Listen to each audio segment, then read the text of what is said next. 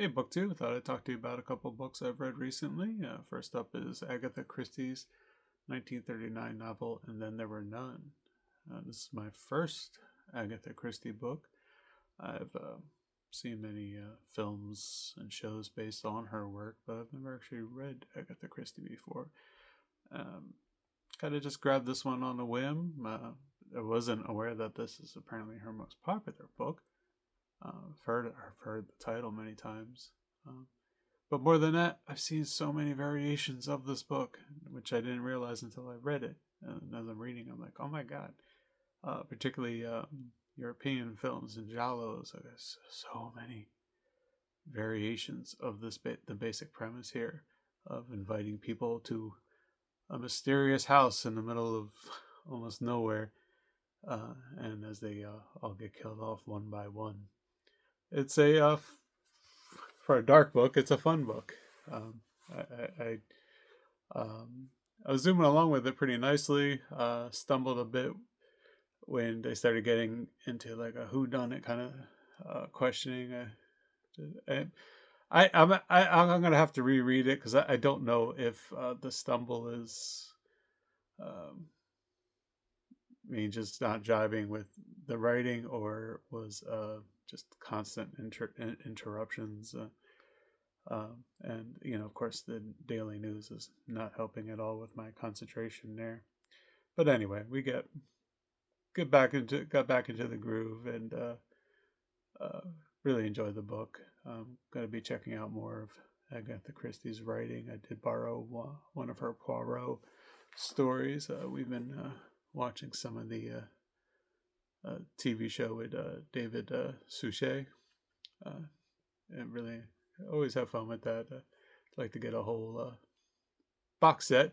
Unfortunately, I was looking up the box set for the Poirot set, and apparently, there was a lot of reports of disc rot, just not playing all the way through. And we've had that with a number of, particularly Warner Brothers sets, but that's not a Warner release. So anyway, that's getting far off topic here, but And Then There Were None from 1939. You'd be surprised how, if you've never read it, you might be surprised how familiar you are with the story through other means. I mean, because you'll find aspects of this in Scooby Doo. It's just it's so amazing to me. Somebody can write something, and it just enters into uh, the public consciousness without without even knowing where it comes from. So yeah, dark stuff, not cozy mystery at all. Um, I'm sure she has that. She has those, but this is definitely not that. And unfortunately, my next read was not as fun. This is Nobody's Girl by Virginia Roberts Giuffre. Um, I borrowed both of these from the library, which is why I no longer have I ever returned them. That's why I don't have the actual books here.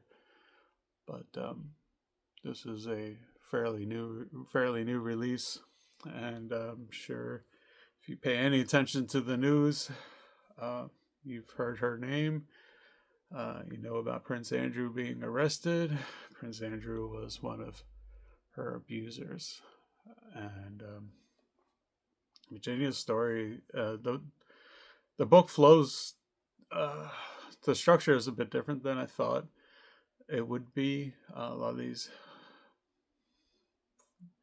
books have a similar structure, and I guess this kind of follows along that way. But I guess her story is so much starker. Um, there's not a lot of rosy childhood days and stuff.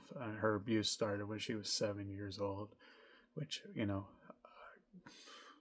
it was mentioned in the book, I literally was like doing the math in my head. I'm like, this can't be right. No, she's like 7 years old, and carries on to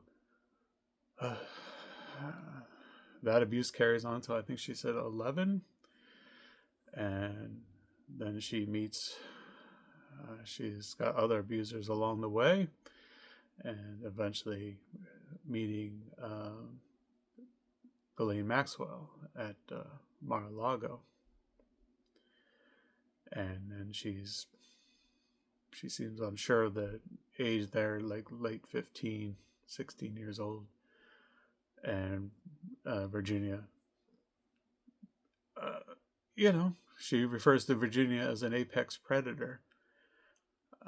She comes in very classy, it's very seductive and quickly introduces her into Jeffrey Epstein's depraved world. There's no real build up there. There's no, like, it's pretty much thrown to the wolves. It's amazing how these people operate. It's horrible. You think that there's got to be a bit more seduction there. No, it's here, and if you can take it, you can come back, and we'll keep giving you money. And to a teenage girl, the money that Epstein was giving her probably seemed like a lot. But to him, it's just like pennies, and then she, gets into her years of abuse there, how she's just started with him, and then he starts loaning her out, basically, and taking her around the world doing that. And she doesn't name everyone. She was afraid to name certain people. One of the people that she's really afraid to name certainly sounds like Trump, but she did not want to spend the rest of her life fighting legal battles and having her family deal with legal battles over naming certain people. She did seem very afraid. I mean, she's very specific about that. But she did come forward on some people. She gets into why she took, plea deals with Epstein, Maxwell, and Prince Andrew. She does remind you that these were all civil cases and not criminal cases. So no arrests were coming from those cases. They're all civil. So it's like you get this or you get nothing, other than you're bringing out, your accusations.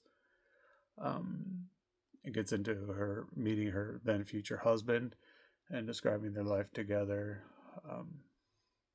which these people were, they're just very, very young when they met, and she's had a lifetime of abuse at this point. Neither of them were, no one's prepared for not only just that meeting, but everything that ensued afterwards, when she decided years, later to discuss her abuse.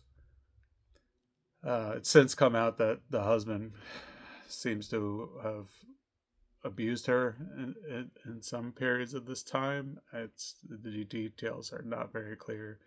It's briefly touched on, and Amy Wallace is her co-author. It's briefly touched on in Amy's introduction, and anything else that you might glean from the news. There's not a lot of details there. Virginia supposedly took her own life a little bit before this book was published. She did okay the manuscript, except for the introduction. It was very important to her that this story gets out there. What happened in her final days, we don't know. She did mention trying to take her own life on multiple occasions towards the end. So that was there. She became very ill at times. She had a lot of health problems towards the end, and that could definitely change your perspective on things. In addition to, I don't know. It's a very hard book. I'll say an important aspect of it, I think, for people is in telling her story, and I think Amy Amy Wallace did a really good job helping here, is telling you the language used, the techniques used, uh, of seduction in a way, and that doesn't necessarily, seduction in a sense doesn't mean like something sexy, like, no, it can be wide ranging, whether it be money or just getting into someone's head, which is, I mean, someone like Epstein does, or even Ghislaine's very much about that. They're all playing like good twisted parents on her, and it really, and for someone who's been abused since she was 7 years old, you don't have the tools to deal with people like that. Most of us don't have tools to deal with people like that, but someone who's been heavily abused certainly does not.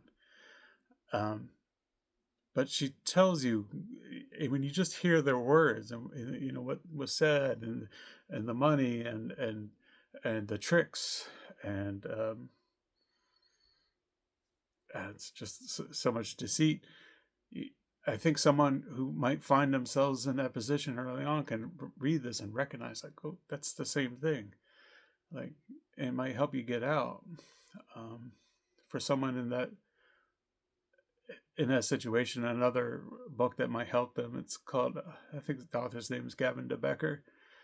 He wrote a book called The Gift of Fear.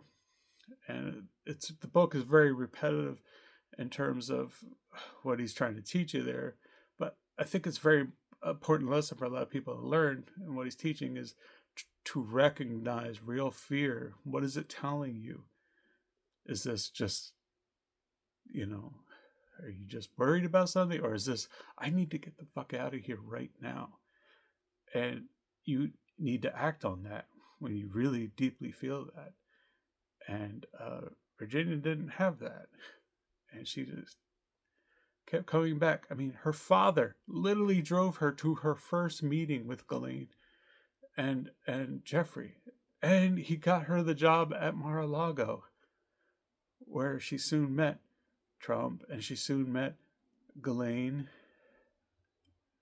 It's just crazy. But anyway, I'm very sorry that she's not. Sorry, I'm very sorry that she's no longer here. Especially with the arrest of Prince Andrew. The book is a lot more than you might think that it is. I would definitely. I hate using the word. It is triggering if you've been abused or anything like that. It's got to stir up some stuff. But yeah. So that's it.